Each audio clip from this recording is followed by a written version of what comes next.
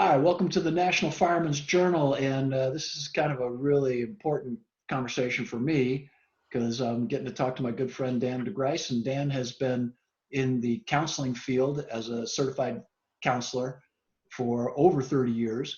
And he's also been a battalion chief at the Chicago Fire Department for for 30 years almost, just shy of 30 years. So Dan's got a lot of experience and done a lot of great things for firefighters that have had alcohol and other addiction problems, and he's worked with children and adults and other walks of life as well.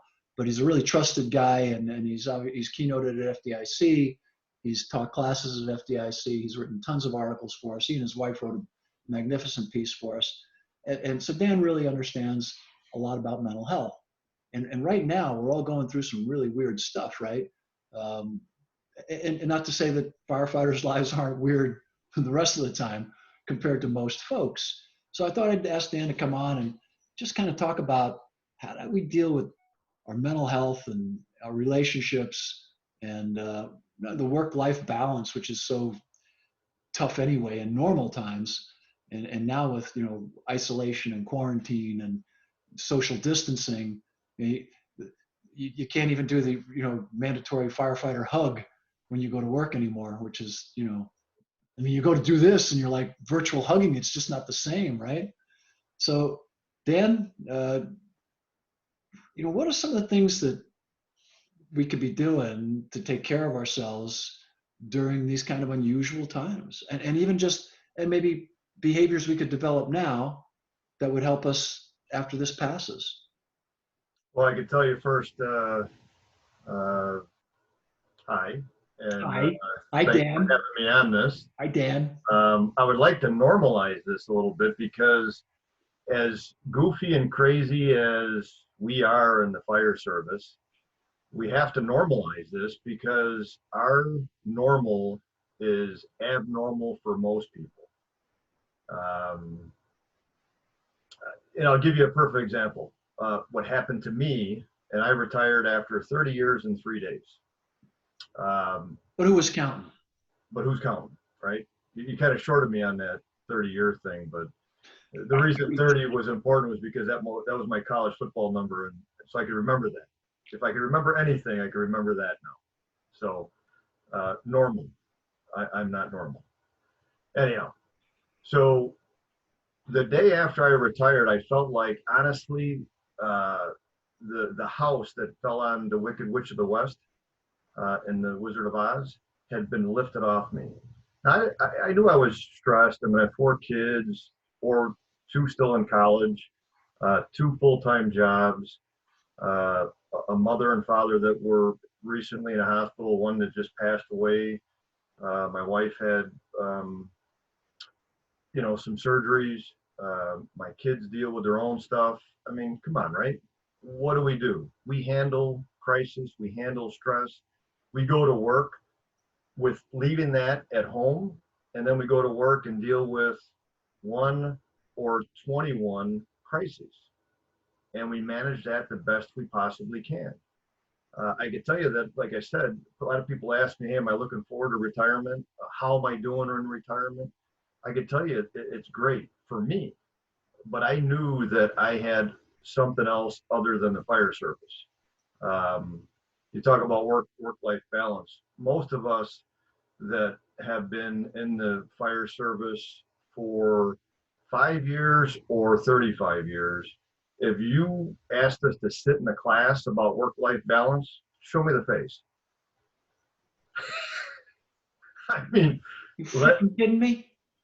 I mean, really? That was like the face that we made the first time we were told that we had to sit in a first responder class about, putting Band-Aids on people, or the hazmat, unless you were, no offense, hazmat geek, right? I like the sensitivity classes. I taught that. I taught that. Yeah. Yeah, everybody else was busy, so they're like, Bobby, can you teach this? Yeah. And then the one question you ask, right? How are you doing? And then get out of here. Yeah. And we're all good. So anyhow, but it's a tough question. I think we all know just in human nature, If we're tired, we got to sleep. If we're hungry, we got to eat. If we're thirsty, we should drink some water. We've been told for 150 plus years that when we go into a hot environment, we get dehydrated. So drink water. But what do? We don't do that. And we get dehydrated. We get tired. We get a headache. And Coffee. yeah, we drink coffee. So I'm not here to talk any BS because just like you, I'm not a big fan of people telling me what to do. So I'm not telling anybody out there what to do. This is not Dan or Bobby telling you what to do. This is really what's cool is having this connection and conversation is really what makes the fire service really one of the best jobs in the entire world, right? It is the best damn job I've ever had. And having these conversations now where, I mean, let's go, you're 30 something years in the fire service. You Yeah. could have never predicted back then that you'd be talking on a video from a couple thousand or 1,000 miles away from me and trying to reach thousands of people. My goal when I joined was to make lieutenant.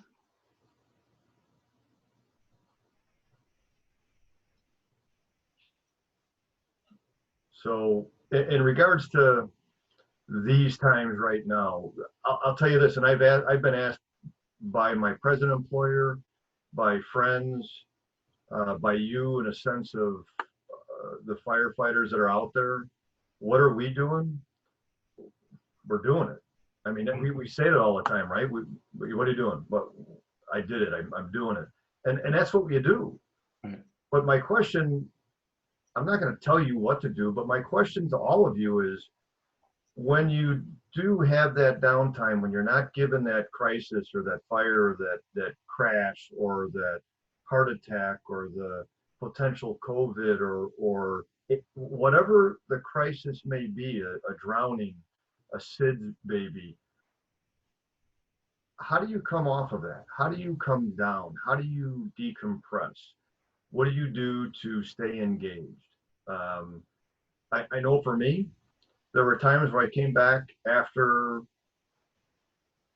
a number of runs downtown Chicago, dealing with traffic, dealing with people that didn't give a crap about my buggy or the men and women that are in the rigs. And I would have a headache and I have to go in my room and sit down and go, well, either I'm going to explode and yell, or I better calm myself. 25 years ago, we could have yelled at all those people. Now we can't. So what do you do with that stuff when this crisis is all day, every day, and when you're working overtime, which you got to ask yourself, hey, am I doing myself a favor by working that overtime? Or some of you are being mandatory. And what stressor does that put on you? And then you got a wife and a son or daughter at home, or more, or a sick child. So for me, I have to sit down in a room. I have to pull myself together.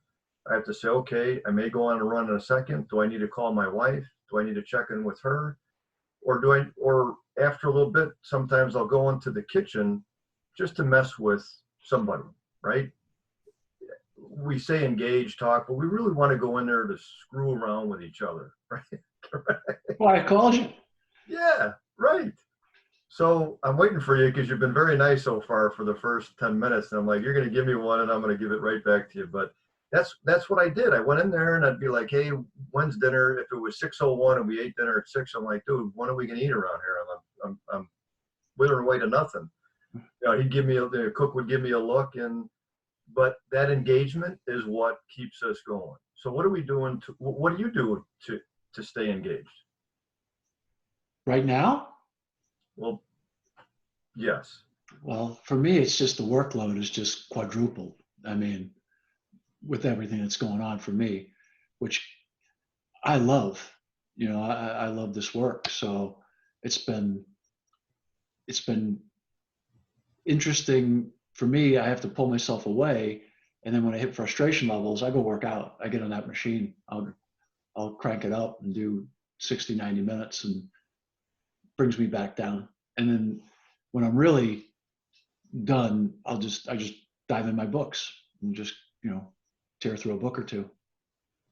Yeah, we've talked about that because for me, reading, I would love to read. Two of my four children could read a lot. For me, reading a page is like, I don't know, building a skyscraper. I just cannot recall.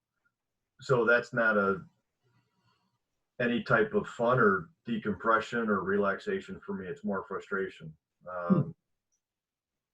And the treadmill, I'm not a big fan of. Right now it's walks. It's really, it's walks now with my wife, sometimes by myself, but more so with my wife. And that's the engagement that I kind of need, because what I found myself doing after I came back from the firehouse and then going to work for 8 or 10 hours and then driving 2 hours back and forth, I'd come back and there was a book, Emotional Survival by Gil Martin. He was a police officer, and he talked about how there's, for the average person, their threshold of stress is here. For first responders, our threshold is a little bit higher, so we're at a higher plateau. And then when we come home, what happens then is, if everybody's here and we're here, when we have that not adrenaline dump, but we lose that adrenaline, we fall further down. And he calls it where first responders, and specifically he was referring to police officers, but it also happens to us, is that we kind of melt into the couch. We have that fall that is significant.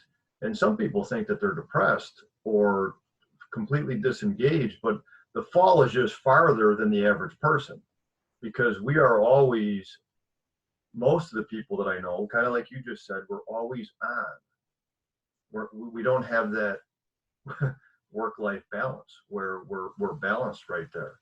So we have a further fall. I kind of at times fall into that couch, and I kind of am sitting there, and people will be walking, my family will be walking by in the living room or front room, and I'll just be kind of zoned out looking at the TV.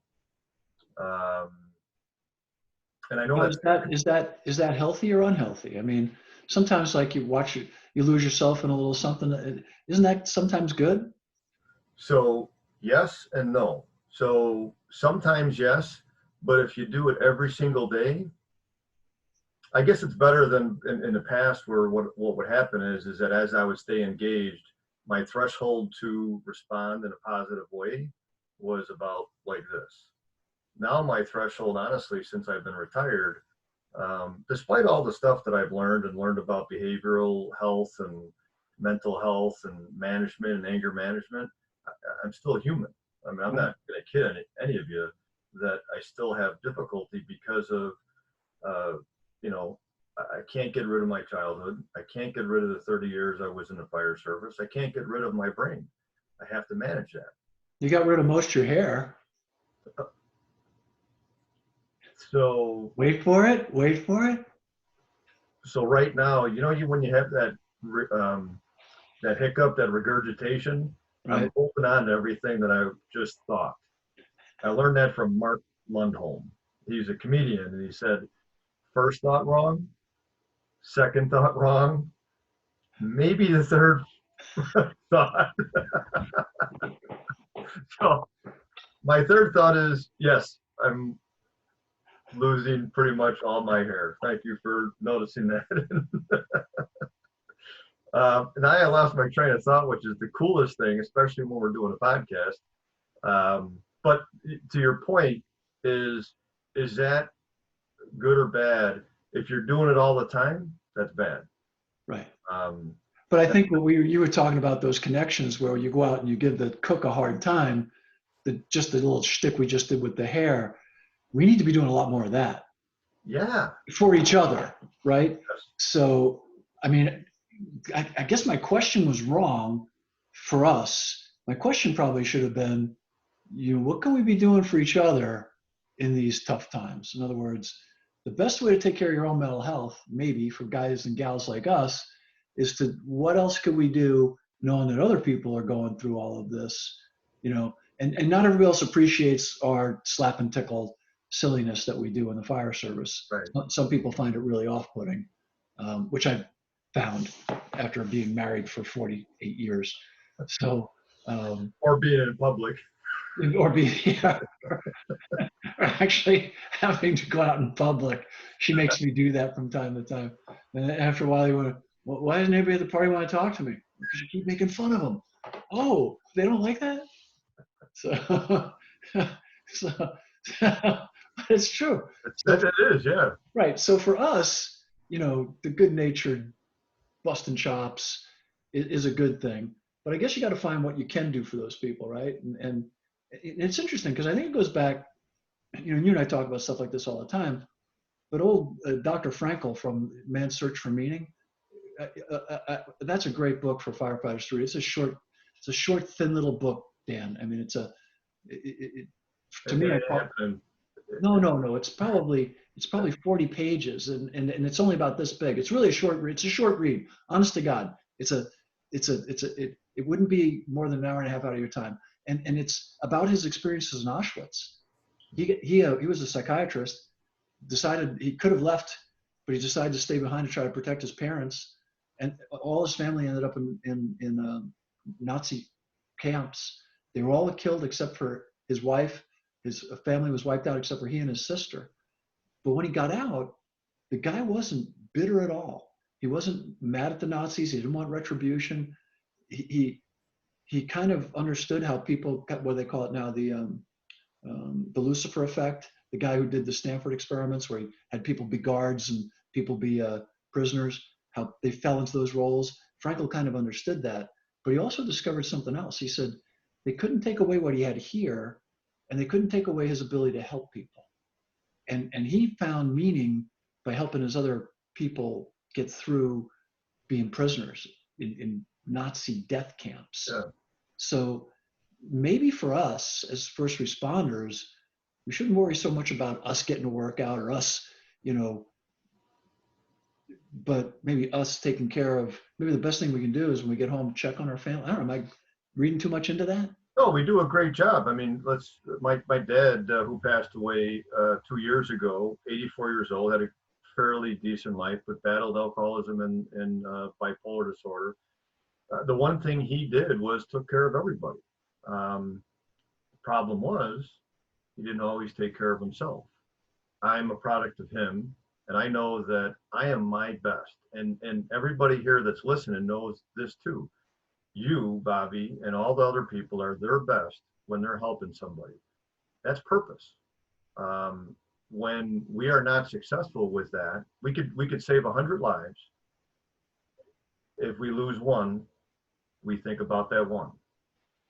But what we have a tendency to do, that is good, and that's also our own fault, is that what are we doing each and every day to maintain our sustainability, our sustenance? I don't want to get into a negative thing, but in regards to suicide and drug addiction or alcoholism or mental illness, we're not going to stop all that. What we want to do is the biggest issue in the fire service and in the world is relationship issues, and to stay engaged. And this is why, I'm not going to tell anybody any,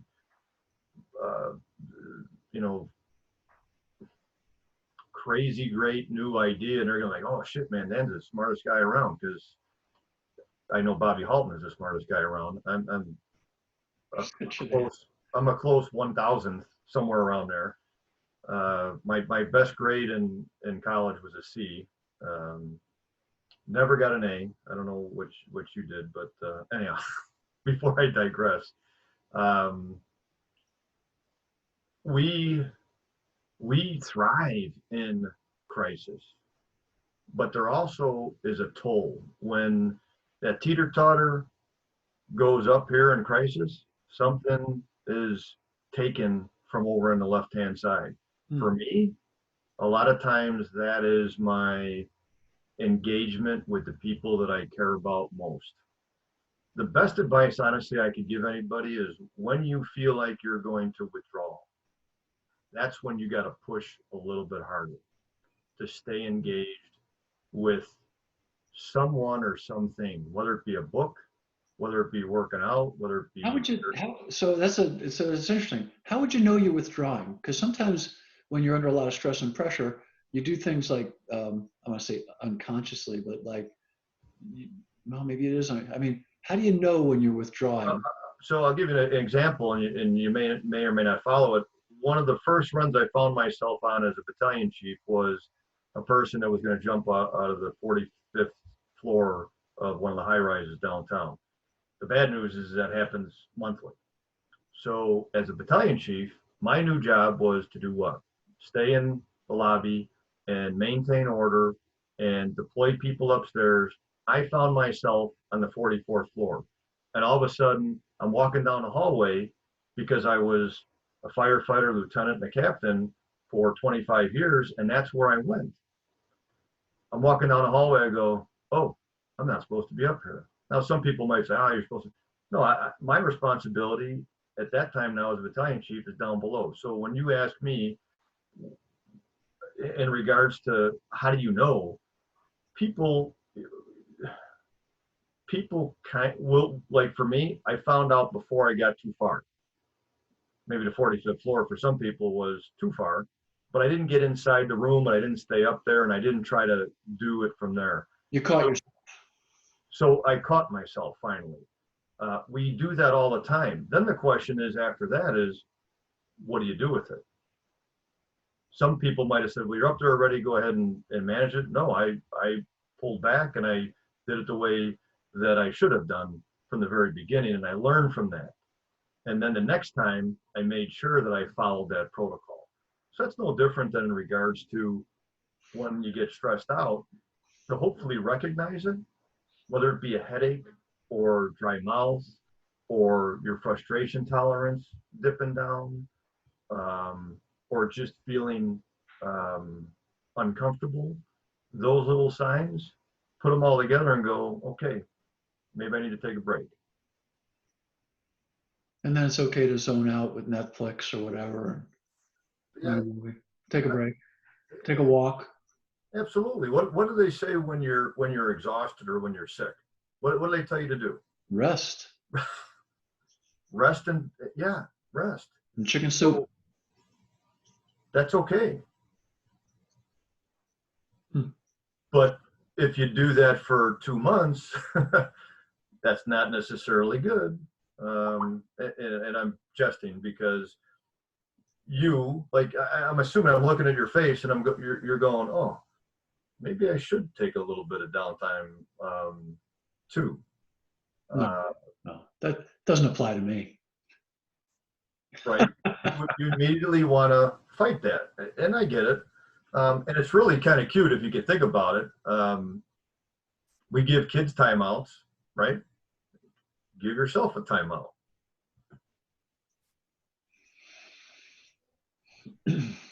We have to keep a sense of levity, right? Hey, I've got my cars.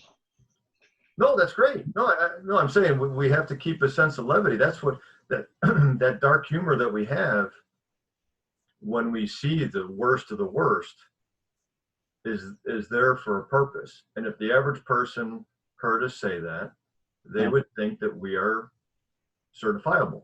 Right. Right. Sometimes our dark humor is not meant to be insensitive, and it's generally just for one another. You know, I've never really heard too many firefighters telling some of the bad jokes we've told outside of the house. You know what I mean? And generally, it's not even outside the crew because it's only with the folks that were there. You know what I mean? Correct. Otherwise, they wouldn't. It'd be hard for them to understand the humor. You know what I mean? You know. We have that's us really. That's the body saying, hey, we have to get it out. So rather than saying, hey, Bobby, how do you feel about that? The gallows humor, the dark humor is the tough way to say it. Hey, you know, you see that guy's, you know, and I'm not going to get into it. Right. But that's the it's just like when we're sick, right? We have a bug inside of us. We go to the bathroom or we throw up. We Well, and got I think that in no disrespect to the good folks who are trying to help us, but oftentimes when people ask you like, how do you feel about that? I feel like saying, well, if I knew how I felt about it, I wouldn't be talking to you. You know what I mean? It's like, isn't that your job? You know what I mean? well, sometimes we don't honestly, and not to get too deep, we don't know how we feel because No, not at one all. one of the survival modes for us in a career is to separate the action with the emotion and have that separation. That's why uh, people, when they come home, there needs to truly be a transition period coming home to re-engage that So, together with the person, with their family. so that's why I thought it was really important to bring you in today. And so the last question I really have for you today is that, like, you talked about how, our level is up here and Yep. most folks are here, and I get that. Well, today, with all that's going on, people are all up here. Right. I mean, everybody's worried about someone they know who could get this virus. And for most of us, we know 85% of us are going to get it, not even know we had it. 10% are going to get it and get really sick, but 5% are a life or death struggle. And of that, a certain percentage isn't going to make it. That's a big deal. We've all got loved ones with, sisters and brothers with cousins and aunts and uncles and nephews and nieces with diabetes or respiratory issues. And Right. so people are here, because we've never dealt with anything like this. The whole nation is laid off for a month. So, and that's a big deal. I mean, they don't know, and yeah, that the government's trying to do something for it, but that's not what most folks would have made in a month. And Right. people are nervous. People are uptight. So, you know, I guess as firefighters, and I hate the term first responders. I just think it's terrible. Mostly I hate it because in the Stafford Act, it's not even in that, and people always refer to us, and it's just firefighters and cops and other terms like that, military. But really, even now, if you think about it, and I was talking to David Rhodes and Brent Hollander about this, the grocery store people and the people in the Walmart, they're really like first responders now, because if you think about it, we get a call, we know we're going to somebody who's sick. They're manning they're stocking that food, and they don't know who's coming through those doors. And those people come through those doors all day long, and those people are getting exposed, but they're still showing up and stocking those shelves. And so, but their anxiety is here. You know what I mean? And then when you come home, no one's going to work, and you're supposed to stay 6 foot away from people. So I guess just with all that's going on, I guess my big question to you is it better to be, our usual stoic? Because I got to be honest with you. Um, I mean, I get it. I'm being very vigilant, but I don't feel the anxiety that I hear from, my family and my brothers and sisters, my sisters and my neighbors. And maybe because we're just used to it, we go to work and we're here, like you said, so it's just kind of like normal for it. It just isn't. So how should we be coming across? What's the best way for us when we're interacting with others and we're not really experiencing the kind of anxiety that they are? Does that make sense? Well, no, it does make a lot of sense, and I don't know if we have time with all the different thoughts that I have about it, but you're absolutely right. Is that we are trained over and over again for many years how to handle a variety of different crises. I mean, who do people call when they need their doorbell fixed, their roof redone, their plumbing taken care of? They call firefighters. It's been hammered into me since 1971 that your job is not to freak out when everybody else is. Right. So the one thing that, so let me just say this in regards to firefighters right now that we're speaking to, they're going to work, and they have been exposed just like me and you to every possible contagion that's out there. please do your due diligence to make sure, just like I would say to drugs and alcohol or shit on your shoes, don't bring it in the house.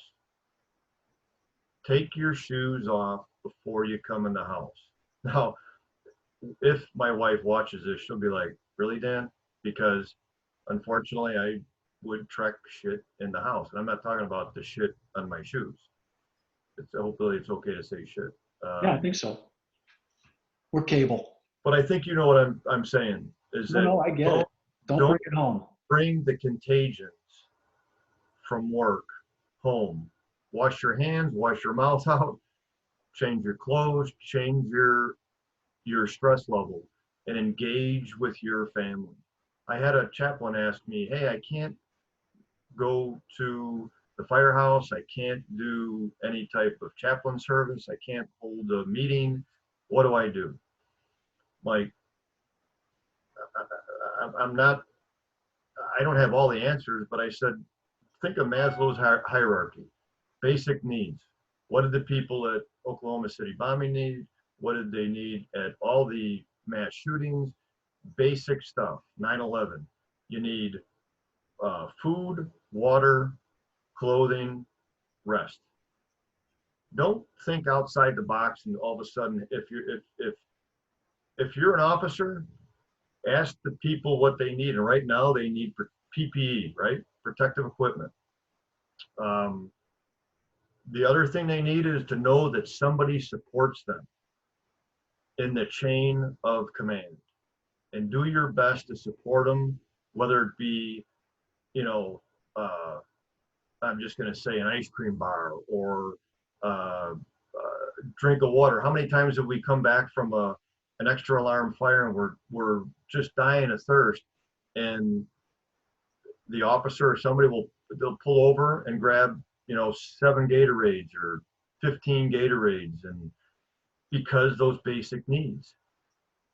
I have a lot of faith in all of us out there in managing it. But yes, the average person is struggling at best, not only from the contagion, but the loss of the job, maybe the spouse can't pay the rent, Just the uncertainty. all that stuff. Now, on the flip side of that, think of all the people that have a mental health concern. Now, not a lot of people know this, but when I was a young kid growing up in an alcoholic family, I had what was called OCD, obsessive compulsive disorder. I still have tendencies where it's like compared to depression, people get depressive behaviors, but they're not stagnant. So I have reoccurring thoughts and behaviors, but it doesn't keep me from moving forward. I read an article where somebody that has OCD, now I was like, oh, maybe I'm not crazy. That was a cute article. Yeah. Oh, I sent it to you, right? Yeah. Welcome to my world, she said. Yeah. Yeah. So that's She would wipe off the airplane seats and people would look at her. Nobody's looking at her anymore. not anymore, right? Because everybody's doing it. Now the question is how long does that go on for? We're all germaphobes now. Right. Yeah. So the thing that we can do going forward, right? All of us, and not to like when Marcia was going through some difficult times, you didn't want people knocking on your door. You didn't want people calling you because your whole attention had to be on Her. her. I'm going to assume the smallest things are the things that matter, right? Like a text, which we can do now, which we couldn't do before, or a card, which some of them you probably didn't get to for months. No. But No. those little things, just to know that you're there. As a first responder, let your spouse and your kids know that you're okay, and help them understand the what's going on to a degree, just like so they feel safer. Does that make sense? Yeah. No. That communication, that conversation, the more you keep from them, the more their anxiety level is going to increase. My wife always said, "Hey, be safe," and I go, "You know what? I didn't say thanks, but I said, yeah, I'm trained to do this." But I forgot that she wasn't trained, or nor my kids, but maybe by being around me. The same is for you and your children. Oh yeah. Yeah. Well, I'm getting it from my kids today. You know, everybody knows my history. I'm in that high risk group for this thing. I'm my age and my medical conditions. You know, I'm currently in chemo, and so I'm, you know, one of the people that they're worried about. And I get it. And you know, my kids keep harping on me, don't go out and all that stuff. And I love it. You know, and I ignore it, but I love it. And but it is interesting to see how people are rallying around. I'm very proud of the way America's been handling this. I think we are taking care of our neighbors, and we are, for the most part, people are practicing social distancing, and they are trying to learn as much as they can about this thing. And I think it's been a really great example to the rest of the world just how resilient and how much Americans really do care for one another. Um, Irrespective of all the nonsense you hear about us out there. But I'm really thankful for those thoughts that you gave me for us, you know, for the firefighter world, because I was really struggling with, you know, especially for me, you know, sometimes the Walt Kowalski, the George Patton in me comes out, you know, and there's no crying and firefighting, you know what I mean, and that kind of attitude, and it's tough for me to break that, right? You know, it's kind of how I was raised. That stoicism, which I've embraced my entire life, isn't going to go away just because, you know, the times are so turbulent. But it's even for people like me, you know, that I sit on the porch to make sure nobody walks on my lawn. You know, I'm actually letting some of these people walk on my lawn now. You know, just How long does that bother you though afterwards? I'm still pissed at that. Trust me, I'm gonna drive my truck over their yards just But that's okay. I mean, you probably will drive your truck on their already lawn. have. It's okay to think that. Oh, it's not okay to do it? Eh, So I can't tell you how much I appreciated this. Anything you think that you want to just share with everybody before we sign off, or you know, because really, I think for a lot of us in the fire service in particular, watching you these last few years help all of us navigate these conversations we've been having about mental health and addiction and suicide, which are really tough conversations, right? And we all deal with it. I mean, all of our lives have been. You find a human being on this planet whose life hasn't been touched by some kind of mental health issue, either their own or their family members, or a combination of their own and their family members. And I'll show you one odd duck, because it's everywhere. It's pervasive, you know. And it used to be, you know, the great. You didn't want to mention it, you know, that your dad was an alcoholic, or your kid was struggling with something, or you know. And now, you know, because of guys and gals like you, it's gotten, especially in our industry, no, man, it's okay. You're no different than anybody else. You know what I mean? Yeah, we all get afraid of the dark from time to time, and that's okay. You know what I mean? And you're not alone. No one's going to kick you out of the. Unlike these stupid TV shows, nobody's going to kick you off the island. You know, it's not a vast conspiracy to hurt you. I hate those shows because they bring out the absolute worst in people. It's almost like Twitter. You know what I mean? It's there's some real cesspools in the world. I think Twitter, those TV shows that people compete for attention on, they're just cesspools because they bring out the worst in people, by and large. So and plus they're run by evil, you know, the Zuckerbergs, and they're just anything on Twitter is garbage. So anyway, did I say that out loud? Twitter sucks, Facebook sucks, they all suck. And the people who run them ought to go to jail. They're not in jail. this is straight talk, right? Straight talk. So Yeah. anyway, but I think during these times, you know, if you're using Facebook to share with people and be nice and do stuff like that, good for you. That's important right now. You know, I recently got out of Facebook prison. This is a true story, Dan. I should tell you this, and oddly enough, we're taping it. I was a public figure, but they screwed up. So I was able to break out and create a page for myself. and they just closed me down again. I went over 5,000 people, but like a week. But for like a week, I could see other people's stuff. And the strangest thing, I don't understand why young people today young ladies in particular, take pictures of themselves in their underwear and send them to you.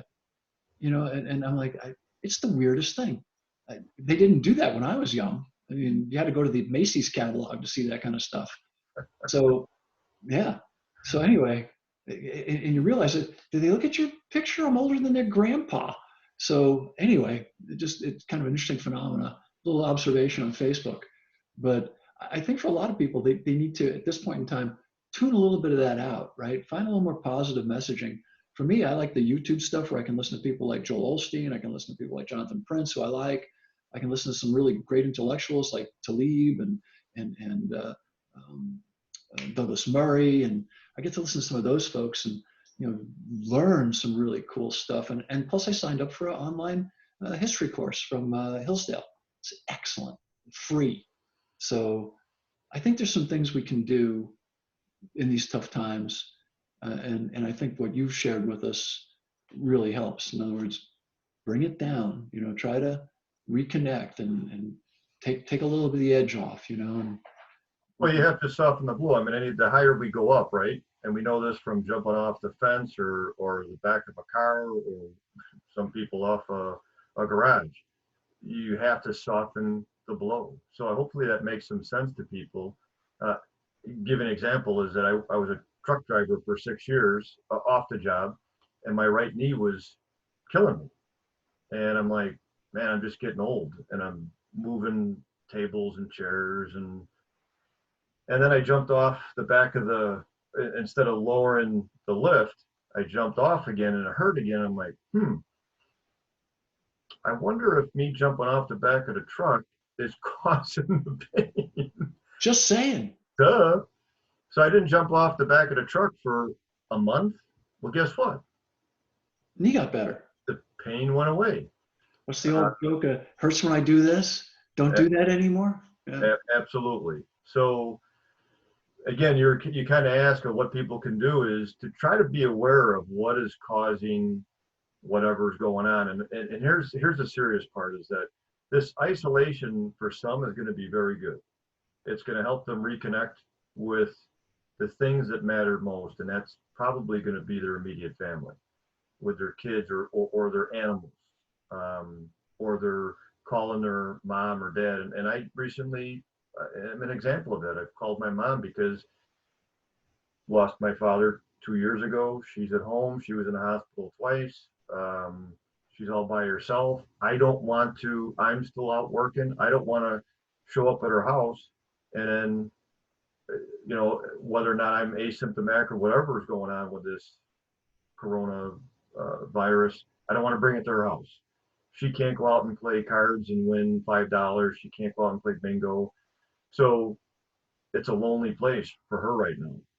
For other people too, that isolation is where they drink and drug. They have to be very careful. There's certainly telehealth out there. There's the crisis calls. There's treatment centers like the one that I work at that are still open. But I wanted to ask you honestly, and I don't know the answer to this, is that with this social isolation and the people that function well at work, but then go home and maybe drink for a day or two, what can we do going forward here for the next 2 weeks, month, for the rest of their lives? What truly can we offer them? And maybe we can't answer right now, but I was just curious. Well, I think if you know somebody who's got that probability, right? If you know somebody who's inclined to do drugs or alcohol in isolation, because the people who are really struggling with it, that's where they really do it.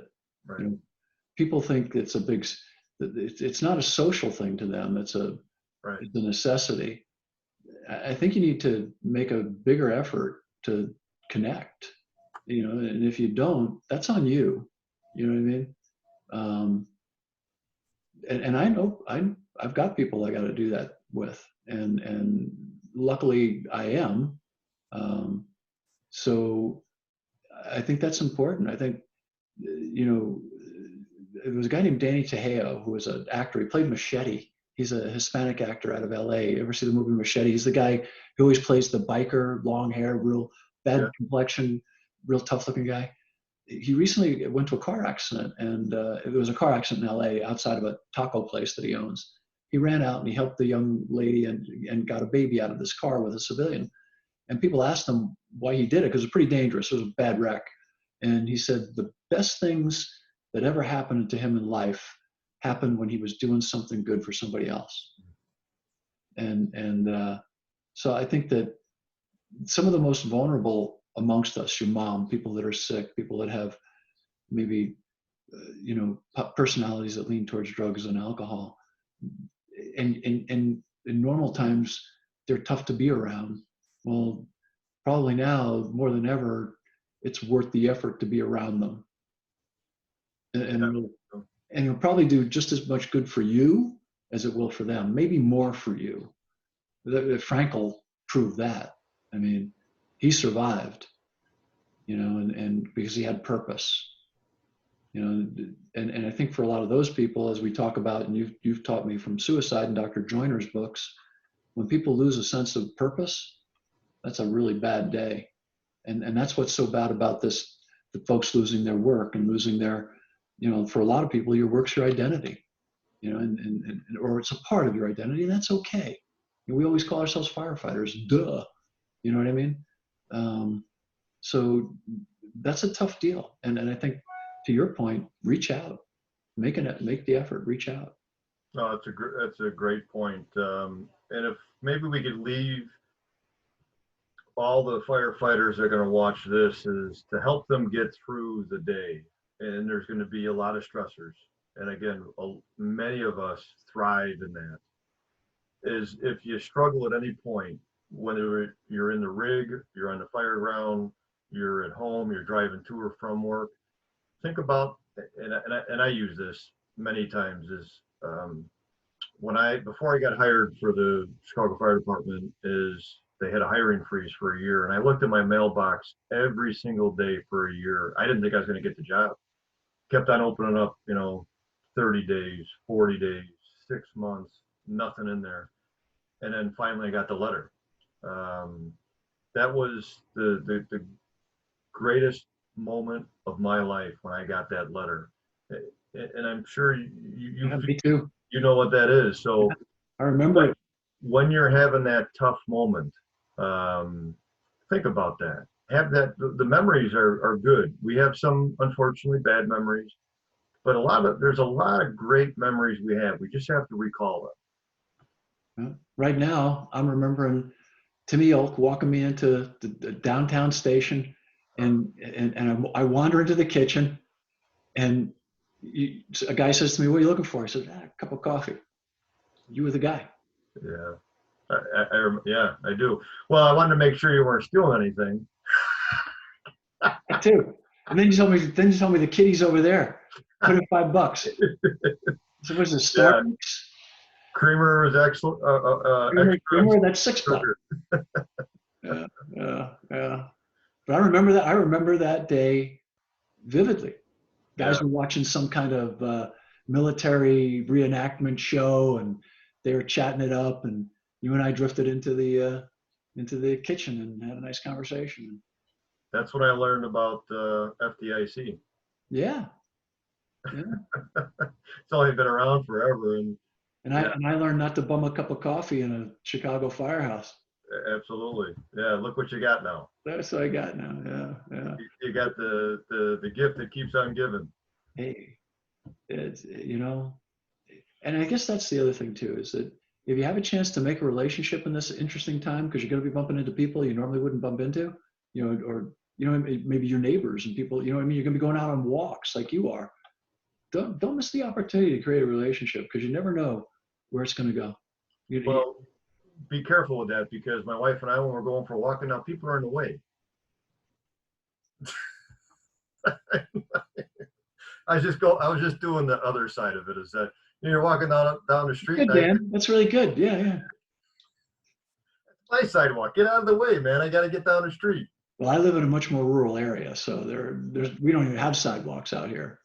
So A lot more dogs now peeing on my lawn and pooping on my lawn. that's for you city folk. Gosh, Yeah, we don't have sidewalks. take the good with the bad. It's like, No. don't get me going now, because we were good there for a minute. Now I'm Yeah, thinking. no. I was going to steal your line. I was going to say, well, it was a good talk. Yeah, well, it's good to see you smiling. Good to see you. I can't even imagine for you the amount of stress that you are dealing with FDIC being postponed and.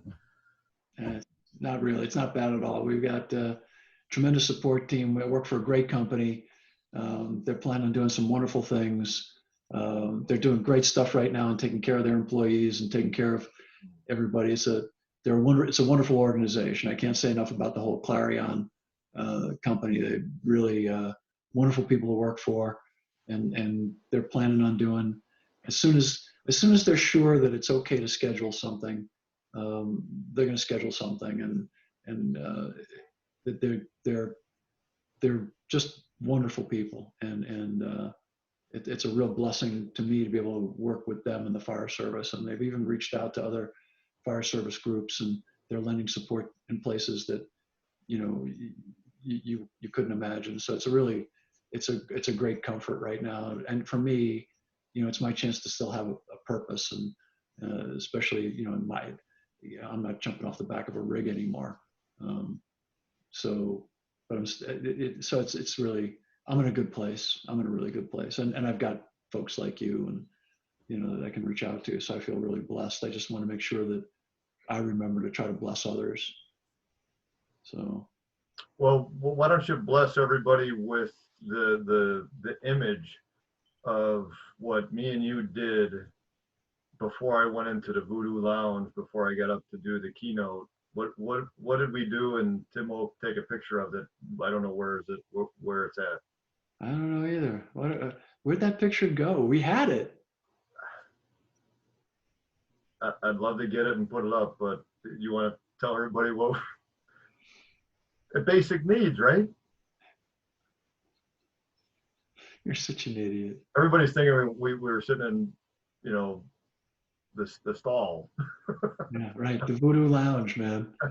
Yeah. Well, we called it right off the main stage at FDIC. We call it the Voodoo Lounge, and we built it because you need that isolation before you walk out there. You need to, because the green room is crazy, and everybody thinks, oh, the green room's. No, the Voodoo Lounge is where the magic happens. But even before that, we were in the men's room. Oh yeah, that is true.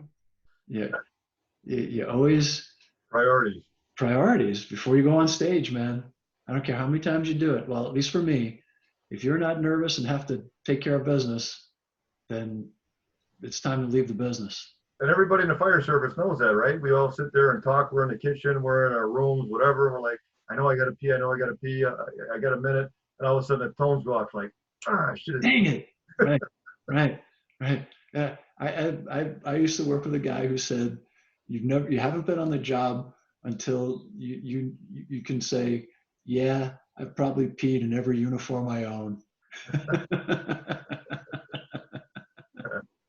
I can't remember who told me that. And he wasn't kidding. You know what I mean? And you get to that age where, yeah, I get it. Yeah. I remember one time we had a pretty good fire going, and we're, it's over, and we're doing the overhaul. And I bang a door, the bathroom door, because it's closed. And the guy's he's sitting there on the front. I'm not going to say his name, but I'm like, really?